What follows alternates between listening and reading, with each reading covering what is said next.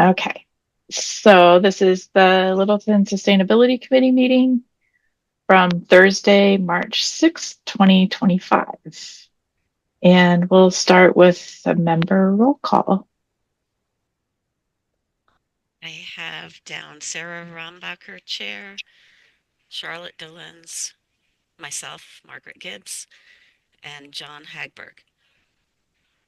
Okay. It was me. And we have first up last month's minutes to approve. Those were sent out with the agenda. Are there any comments?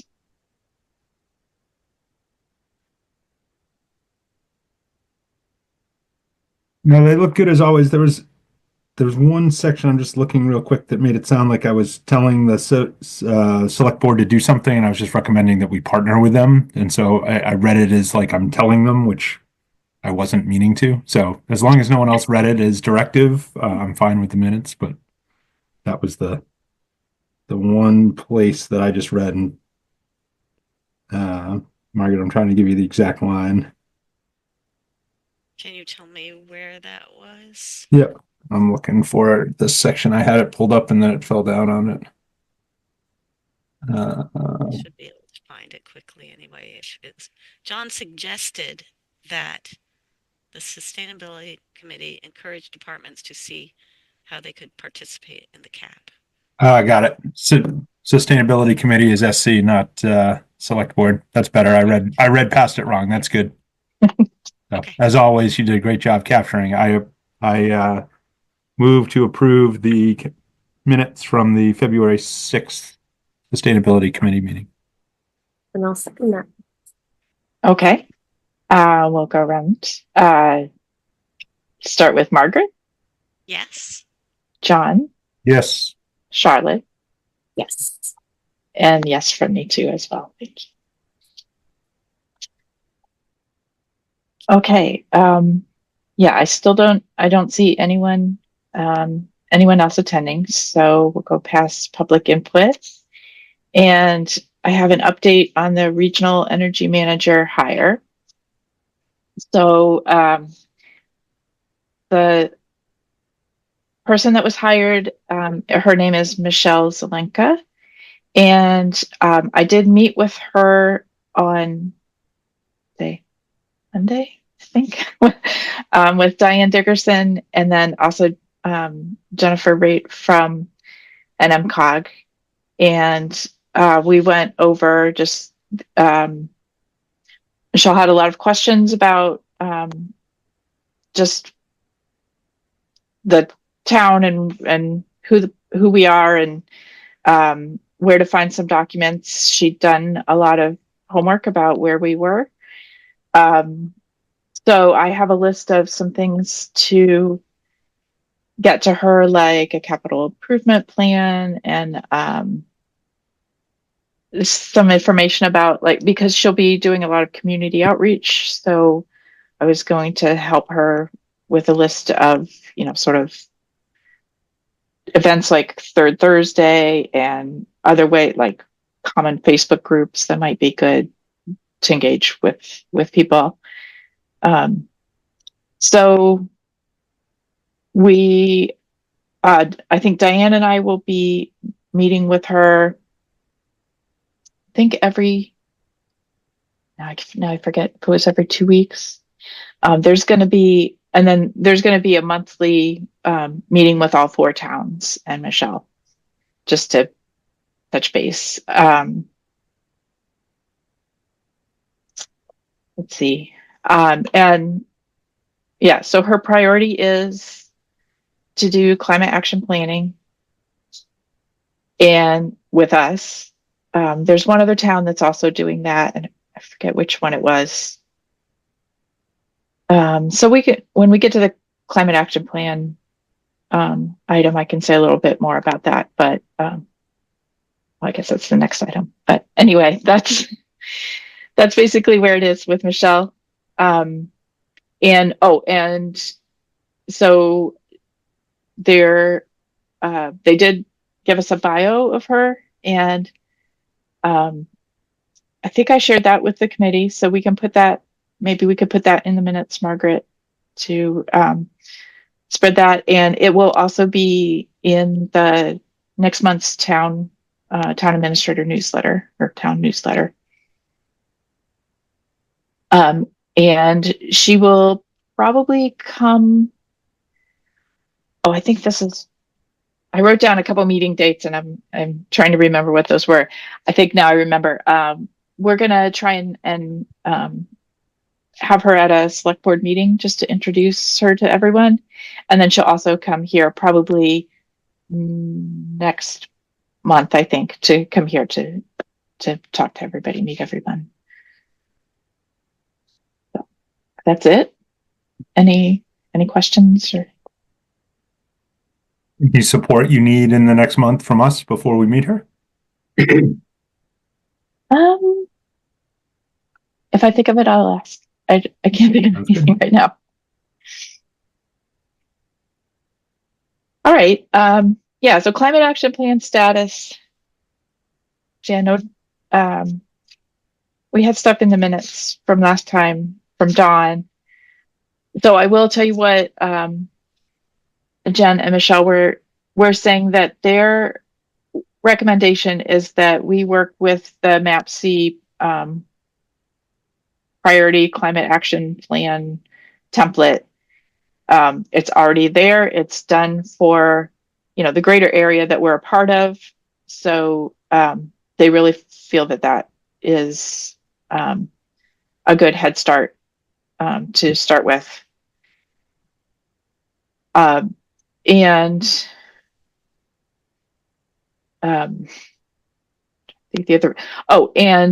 the TA's office is working on letting Michelle have access to the tool that is, it's MEI. I think it's Municipal Energy Inventory or something like that. So she'll have access to that, which is sort of the one of the first steps of doing the climate action plan is getting an inventory of all the energy that's used in town. I guess I just had a question. Mm-hmm. Was the working with the MAPC the same thing that Don was talking about, or was he talking about Canton? I think he was really talking about, he said those are two different options. And I think his inclination was to go with the Canton model, but I'm not sure that they're really all that different. At the core, they're taking an inventory of where the town is, and then they're looking across a number of areas and engaging the community to find what the community's priorities are,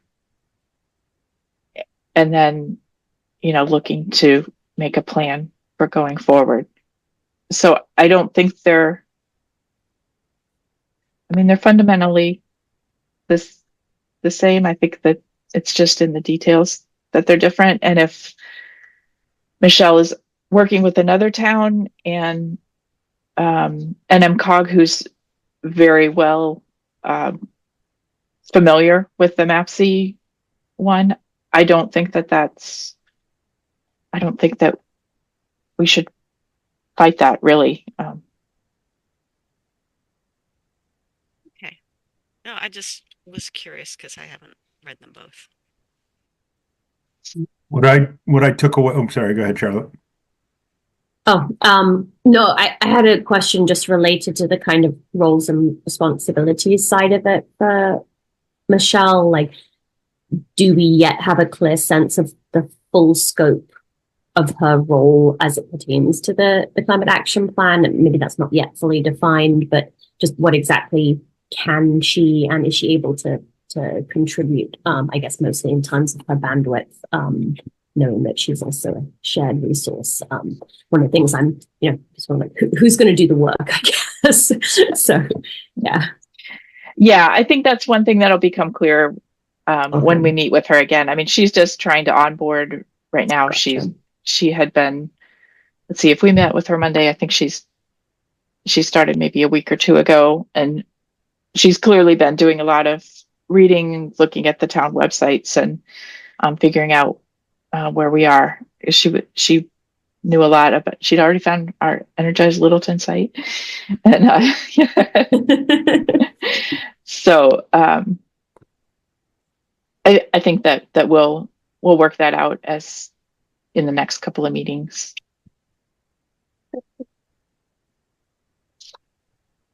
Yeah, I was just going to add on top of Margaret's comments. I don't know the answer, but what I heard when we did the climate action forum from Tom and from Acton was, regardless of what format you start from, it's around how you customize it to what your town needs. And so I guess I'm of the same mindset that you are, Sarah, which is whether we start from one format or another, we should get to the 85% through that already trodden path, and then spend our time, treasure, and talent on the 10% that makes a big difference for Littleton, and whether that's individual connections or items that are really important to us as a community that might be different. That would be my suggestion. So I'm in, I guess, just agreement with you that if we have somebody who knows a framework and can drive that framework, we're going to get closer to where we want to be than if we spend a lot of time worrying about the framework itself. I'd definitely be in agreement with that as well. Get that customization right and sink our energy and effort into that. Yeah.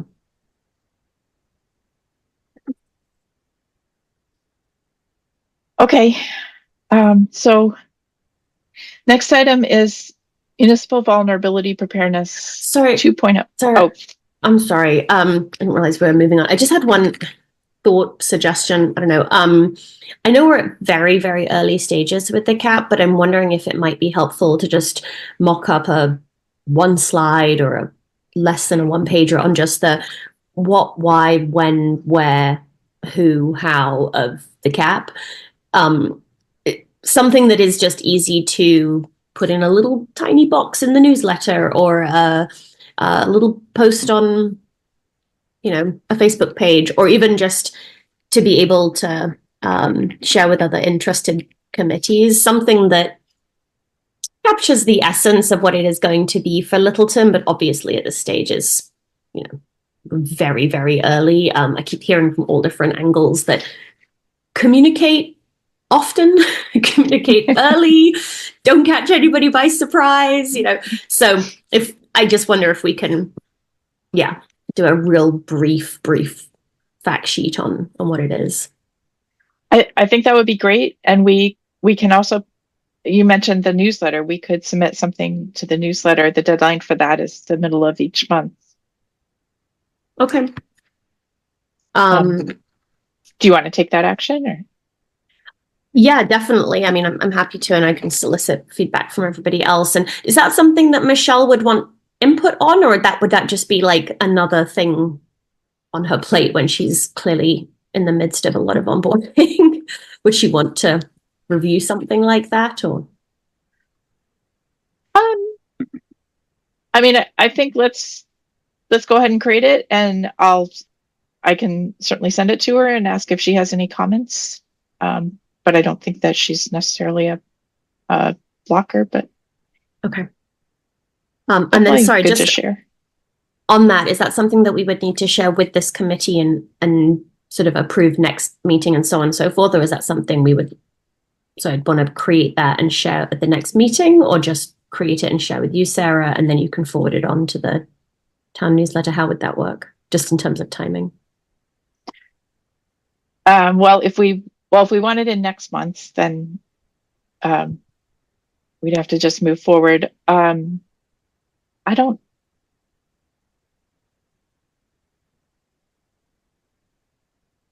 mean, we could even say something as simple as just, we're working on a climate action plan, click here for the you know, the forum? I mean, or I don't know, or just a little tiny star or something like, you know. I think, yeah, I coming think for the, soon. yeah, I think for the newsletter for this month, maybe we just do it a little more generic of we're starting this process, so keep an eye out, and maybe a little blurb about what a climate action plan is, Okay. because I don't think Super high level, very high level, yeah. non-controversial. And then if we have, you know, if we want to have a slide that we can sort of use to go out, you know, maybe next month, then yeah, Okay. we have one So, and just put in review. Yeah. Okay. And we could, if you do it ahead, we can send it out and then everyone can sort of process it before the meeting. And Got it. if we have any comments, then. Perfect. Sarah, did you say you were posting Michelle's bio in the newsletter? I think the TA's TA's office office. or Okay. Diane will have it in there in another spot. So I don't think we have to necessarily take our spot as that. So I think we can definitely. Yeah, I just wondered if talking about her and her main mandate for Littleton is working on the climate action plan, then just a link to the climate action forum in that same thing. So if you weren't able to attend to understand why we even be talking about a climate action plan, here's a link to a forum that you could look at, combining those things. And this is not an and or. I think, Charlotte, your idea makes a ton of sense to be a thing that comes from our committee as well. No reason not to, but just if Diane's willing to tie who she is, what she's trying to do to the forum, that's one more touch point. Yeah, maybe we can get them together in the newsletter too. Yeah. Work on the layout. Yeah, I'll when we send it to so yeah, if you want to just get it to me, and then I'll send it to Nancy Glencross and Diane and ask to sort of make them fit together. Cool. Love it. Okay. Anything else? Okay. So the reason I put MVP 2.0 on here is actually because when I was meeting with Michelle and Jennifer, they mentioned, they had asked if we had done the MVP, the first one, which I need to find I need to find the report and send to them. But they said that the MVP 2.0 is now open, I think, for the rest of this month. The deadline is beginning of April. And they said, oh, you definitely should apply for this. And we probably need to get the town planner involved. But it covers a lot of things. So when we did it before, what we did was really, I think, largely based on talking about water. She said this covers a wide expanse of, you know, building and transportation and energy, and processes that guide town planning, and thought that it could be really helpful for us. And there's also a focus on municipal buildings, and we're building a couple of municipal buildings. So I think that this is probably something that we should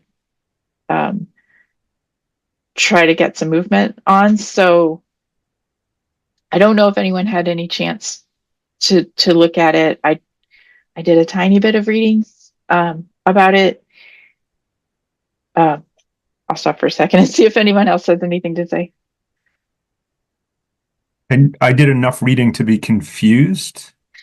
So, two things, or a few questions. This is different than the municipal mitigation plan, entirely separate than what we talked about probably over 4 or 5 meetings ago, right? The hazard, that was the hazard mitigation plan, right? Totally unrelated, right? So I started, was like, oh, it's another one of those. It wasn't. So then I went out and looked. Did we for sure participate in MVP 1.0? Yeah, we Seems to have did. predated my It's time. back when Erin Healy was on the committee, and she really led that. Okay. I did a quick look on the town website and I couldn't find it right away, but I contacted her and asked if she could dig up what she had as well. She's actually she'll get back to us in a week. So then the other thing that I found, and maybe you saw this, is like it looks like there's actually two separate things. One is the MVP grants under MVP 1.0 that are open currently and closing in April. Okay. And then there's MVP 2.0, which is the next version of it, which at least online seems to suggest the current grants are closed, but they'll open for MVP 2.0 in later 2025 is what I kind of pieced together from the website. That was pretty good. Resilient.mass.gov was the website. But a little bit of it was, I'll end there because I don't think I add clarity. I'm unclear what Michelle is suggesting we should engage in, if it's 2.0 or the grant under the original program that closes soon. The grant, is that various grants or is that a grant to help with doing the 2.0 or something?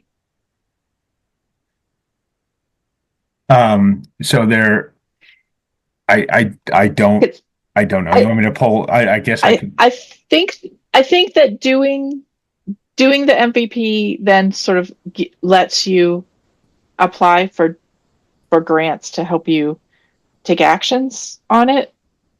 I understood correctly. So Yeah, maybe 'cause I misunderstood what she seeing- said about what closed in April. Sorry. Go ahead, Charlotte. No, I'm also seeing that it's a bit confusing, but there's action grant application deadline and planning grant application opening and planning grant application deadline. Just there's a lot of different timelines. I had a similar impression that the fiscal year 2026 planning grant application opening is anticipated to open this fall. That was my read on it. But might be good to just get clarity on that. Sarah, would you like me to share the screen, or do you just want to do more research? Sure. I don't know if that's helpful, like if it's helpful for us to talk it through or not. Sure. Do you have permission to share, or? I think so. Let's see. Okay.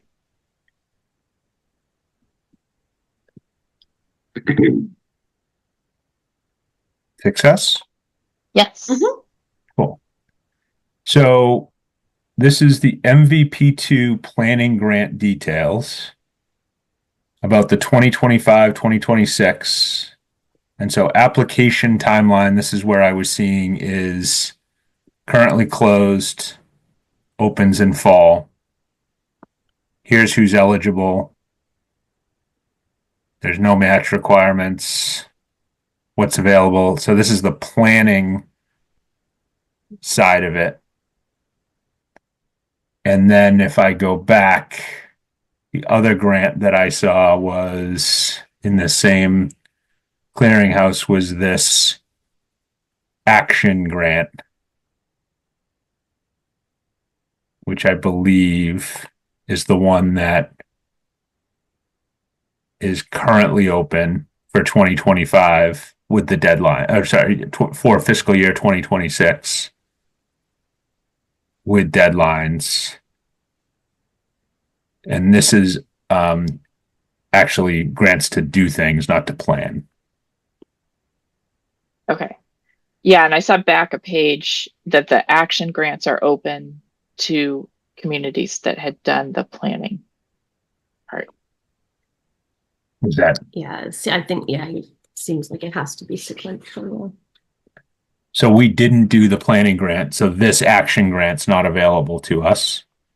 But in order we did do that, the first MVP planning but did grant, we not do an the action planning? grant. Yeah, did we do the planning grant for the upcoming action grant? Or do we do the old planning grant for this action grant? We'll need to get some clarity on Got this, it. I guess. Okay. And then I guess substantively, it seemed like they sort of mentioned a few places that the 2.0 is has got a lot more focus on community involvement, social resilience. Like it isn't just, if I'm understanding it correctly, it isn't just like again, same thing again, but a slightly expanded scope. Okay, That's how I understood it too. gotcha. So she did say that the town planner should be involved. So you guys okay if I go ahead and contact the town planner and okay, let's see what they think about that. Or if they've already moved and we don't know it.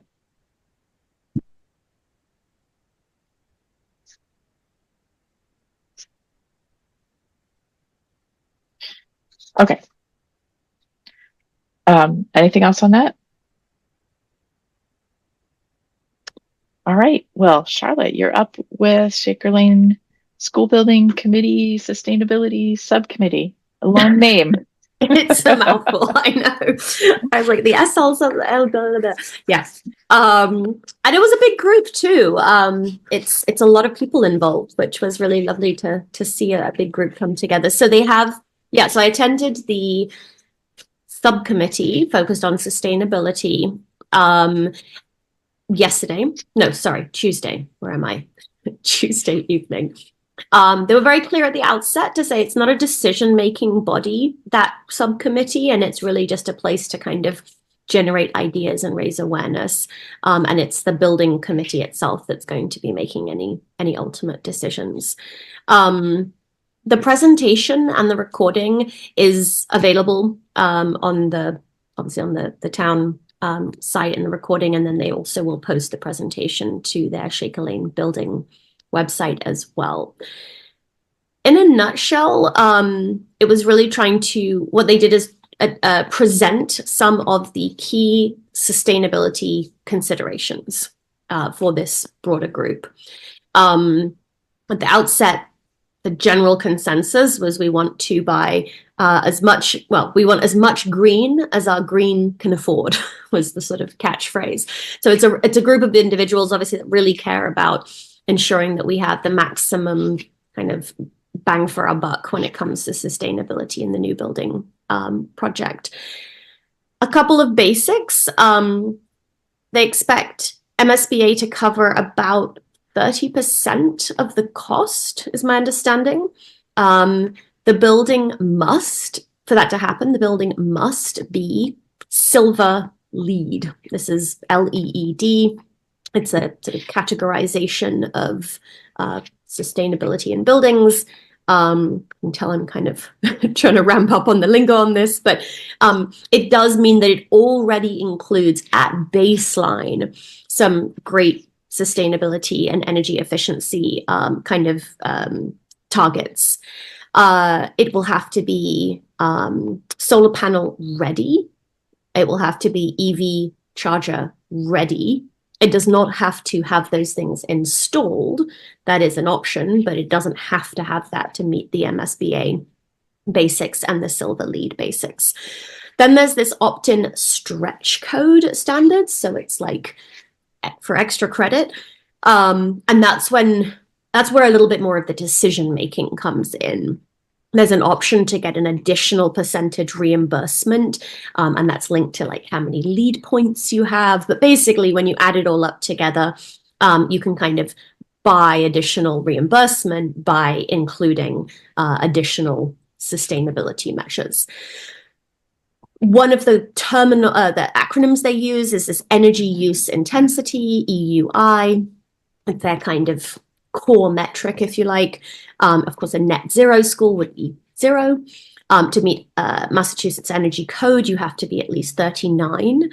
And a typical school, elementary school, is apparently at around 75. And these are all charts that they showed in their presentation as well. So we're already looking at, even at the bog standard baseline, producing a school that is substantially more energy efficient than your average school. But to get to this opt-in specialized code, you have to go from 39 down to 25. And then, of course, with every additional EUI, the reduction in the number is actually an increase in your energy efficiency. What this kind of comes down to, and I have one screenshot that I can show that was super helpful, is that there seems to be a consensus that all electric is the way to go. You can get to these targets with a mixed fuel option. It is harder and there's a lot more workarounds. You actually have to build the school to be essentially the potential for all electric. So you still have to do a lot of future planning and actually infrastructurally to even consider the mixed fuel option. So it did sound that the team had considered that was maybe not a great option. So all electric seems to be already more or less the consensus. Within that, as far as I understood it, the biggest decisions are really around the type of mechanical system that they install in the school, and those come with different costs, and they have different levels of energy efficiency. So that's the screenshot I can share in a second. The other thing, of course, that I think is of interest to us is, okay, what would it take to get to net zero? Where is that sort of cost effectiveness balance? What is the tolerance for putting in some of those additional functionalities? Installing solar panels, for example, and actually installing EV chargers versus just saying that it's ready. And so I think that's really where, that's where the choices still seem to be outstanding. And then there was a couple comments that the sticker price is also high for the school in general. It's the biggest and most expensive project that the school has had, the town has had to undertake. So there's a lot of concern about the overall upfront cost, honestly. So again, coming back to that, how much green our green can afford. So maybe as I'm popping up that one screenshot, if anybody has any questions, I will do my best. But I also had to speak on our behalf during the presentation. I'm a little nervous to say go and watch the presentation because I'm pretty sure I misspoke it a few times. But I was trying to say, we are a resource. We care about this stuff, and we're actually working on the climate action plan, et cetera, et cetera. So kind of trying to bring the two together. But yeah, if there's any questions? I think super helpful to have the context and the context of, what the committee's role is so that, we engage with it appropriately. My sense is we have some recent experience around the town with installing buildings that have been solar ready and EV ready, and then getting and participating in grants and advocacy to get solar panels funded through state dollars and such. So hopefully one of the things we can do, if those are options on the table, make sure that the decision makers are connected with the folks who have done that. I know Sarah, you and Mark did a lot when it came to the library. I know it seems like similar things are happening with the senior center. And so hopefully the right voices get connected, or we can be a conduit of connecting the right voices. The senior center, I think the solar, I could be wrong, but I think the solar panels are in the project. I can't remember. I can't remember. I haven't seen them go up yet, but maybe it's not to that point yet. But I thought they were included in the project, unless they got cut. But I thought they were included. So it'd be great to have them included in this project, but it is if for cost reasons it has to be done later. That I'm glad to hear at least they need to have it ready. Yeah, I think I can go back to the notes to get the specific figures on this, but the sticker price was originally over $100 million, and then they brought it down, and it's hovering somewhere around $90 million, I think. But at that cost, I sense some reticence to kind of add on big costs like the actual installation of panels, for instance. But I mean, I want to believe that it's all workable.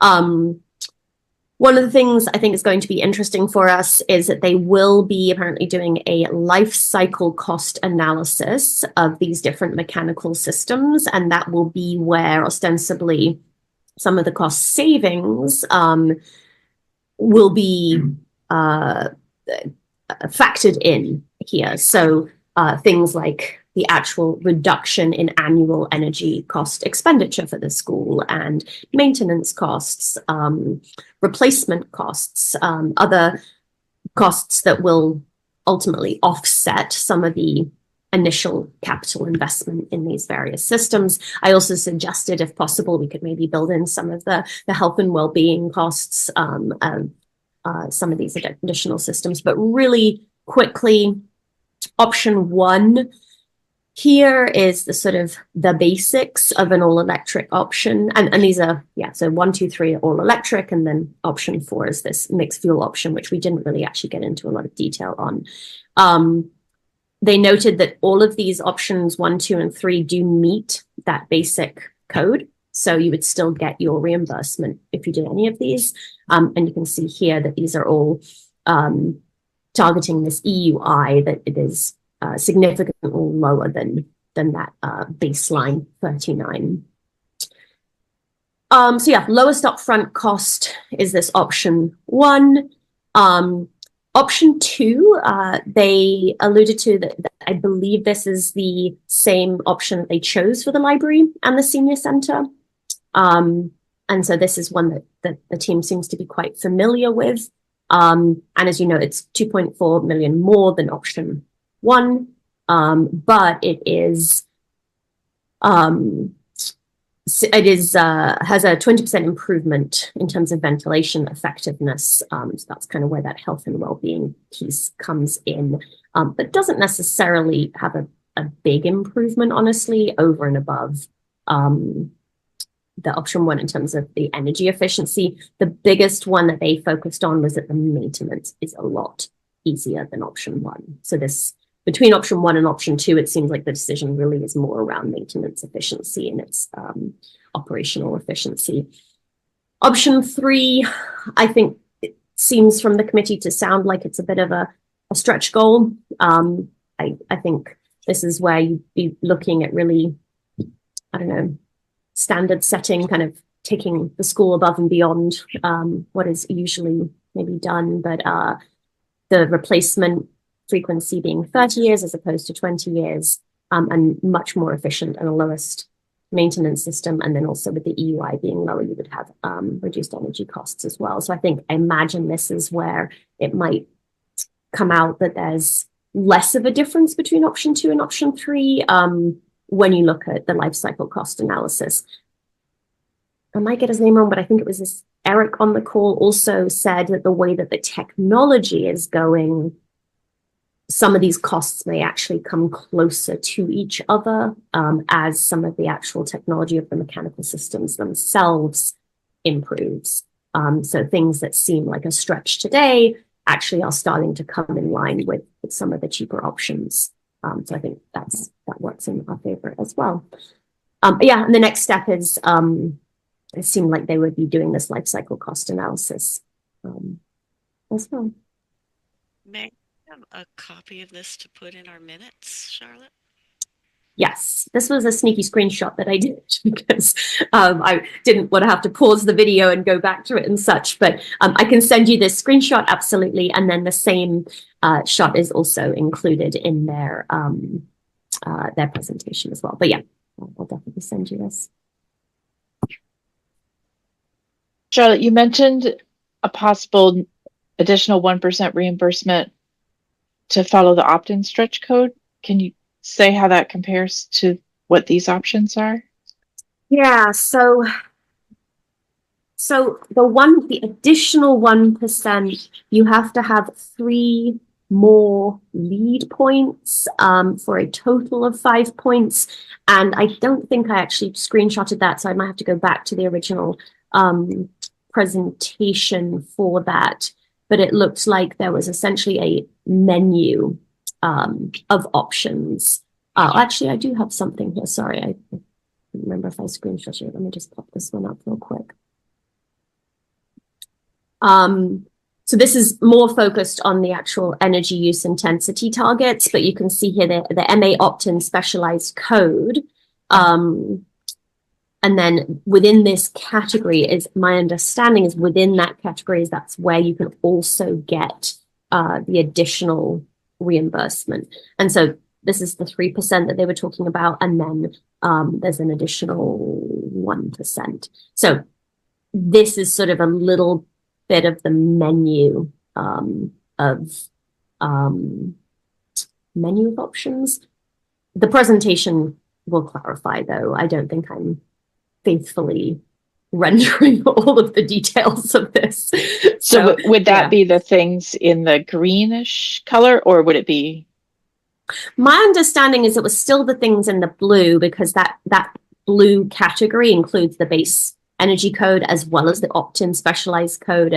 But honestly, I have to say it was a little confusing. The 1%, the 4%, the 3%.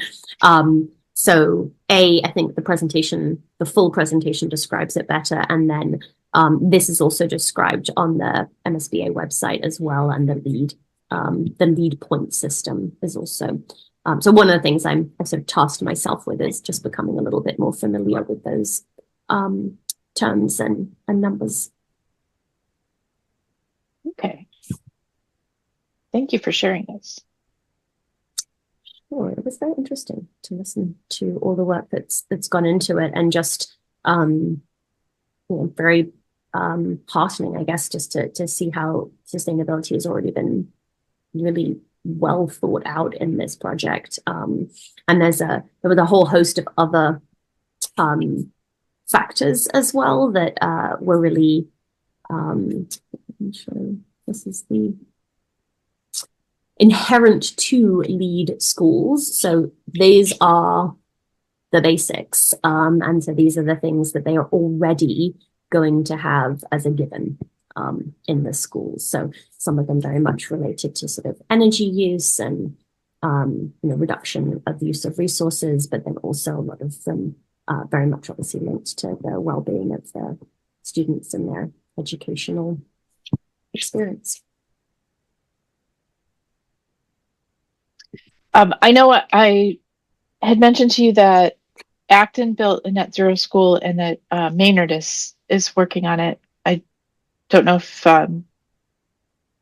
you had a chance to make any contacts or anything. I wanted to ask the committee first if they had already, reached out to them for research.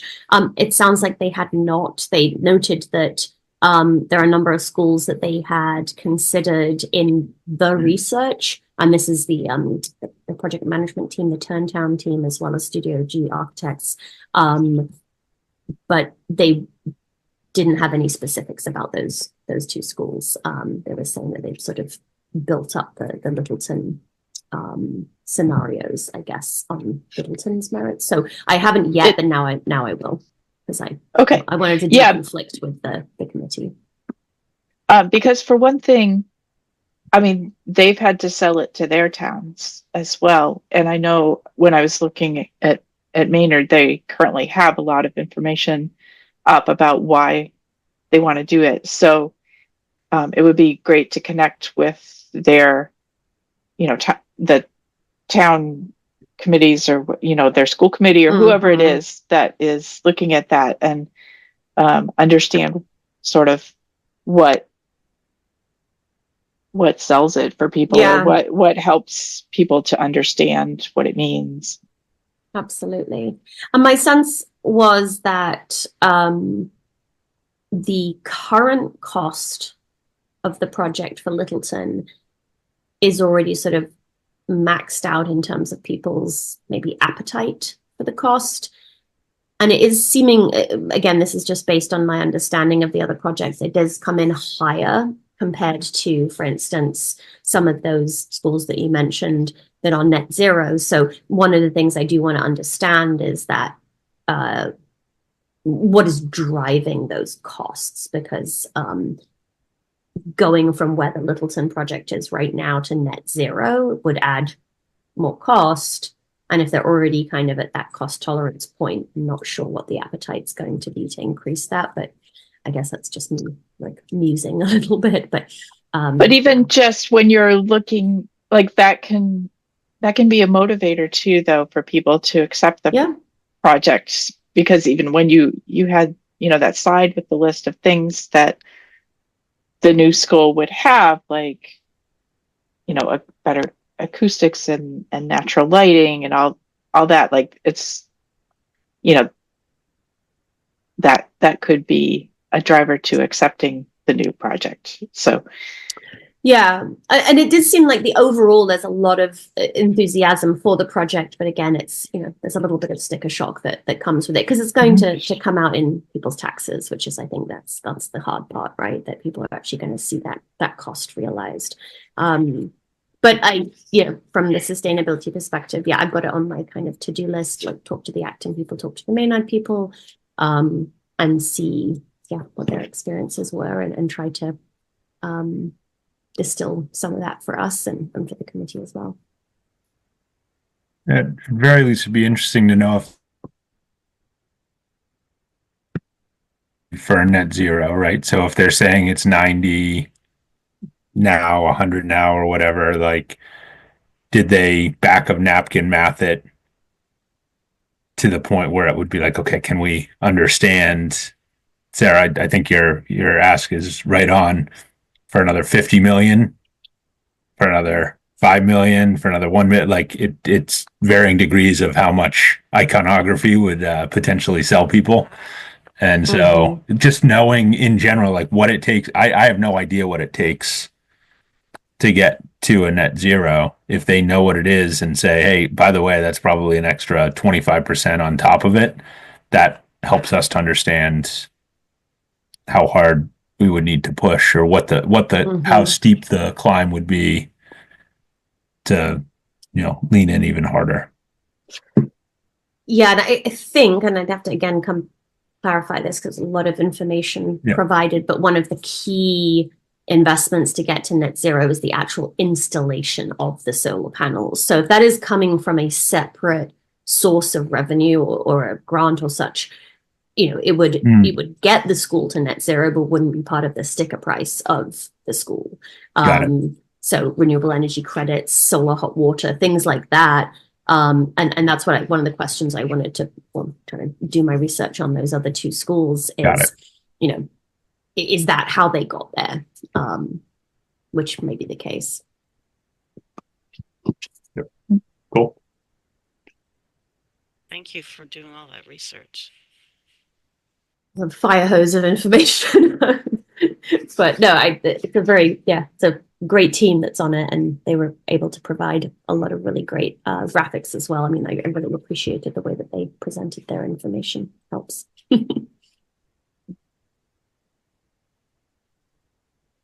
Okay. So we're to member updates.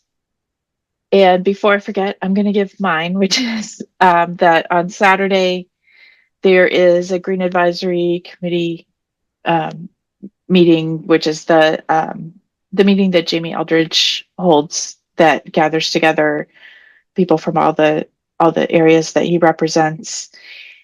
And the reason I wanted to segue to this is there usually are Acton and Maynard people there, so I can try to if it would be okay with you, Charlotte, I could share your name with whoever it seems appropriate to make that connection. 100%. Always easier in person, right? And it's actually going to be held at our library on Saturday morning. So nice. I'll be attending. If anyone wanted to, then let me know.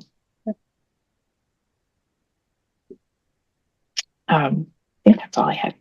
Does anyone else have any updates for anything? I have no updates.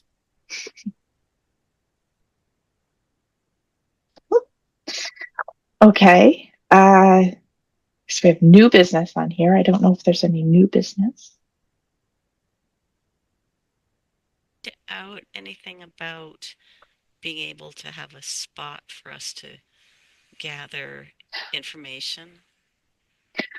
I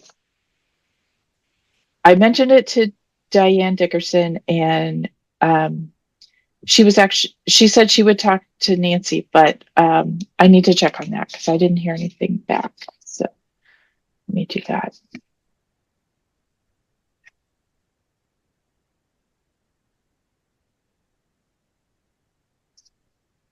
That'll probably be really helpful with Michelle.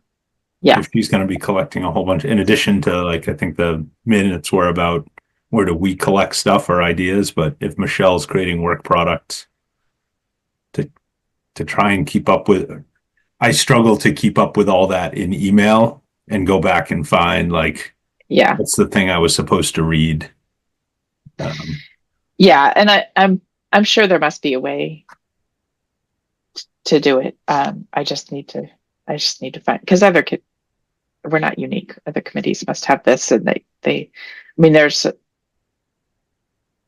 other committees have a lot of, like the school committee has all that information about the building project on the town website. So we just need to figure out the mechanism to do it. But yeah, sorry, I did not follow up on that enough. Anything else? I was not pointing fingers.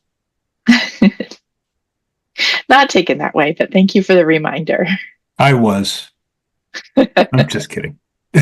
It's less pointing, it's more of a wagging. It's neither of those things, Sarah. You're the best. All right. Well, so next agenda item is the planning of the agenda for the next meeting. So I'll probably, so we'll probably have Michelle here to meet everyone, and I'm sure we'll have climate action plan on there and maybe some information about MVP if we get anywhere on that. Charlotte, there'll be more things happening, I assume, in the next month on the Shaker Lane project? Well, certainly I would have something hopefully to share from the Acton Maynard inputs. And Okay. I would say even if they don't have any more updates, I feel like I can commit to just distilling more of the information that's out there and providing some clarity on some of the questions that were raised today. Okay. And if there's anything else, guys, let me know. All right. Well, I think that we can entertain a motion to adjourn. Adjourn? Anyone? Does anyone want to move? It. I did. You can't hear. Oh, okay. Oh, I didn't hear you. Sorry. All right, then. Moved and seconded. Who would like to adjourn? Who seconded it? Charlotte? Charlotte. I seconded it, yeah. Thank you. All right, John. Would you like Yes, to adjourn? please. Charlotte. Yes. Margaret, I know you want to stay on another half hour or so, right? Now I'm supposed to say yes to that? Wait, I'm going to agree with the motion to adjourn. All right. And me too. So, lovely. Thank you.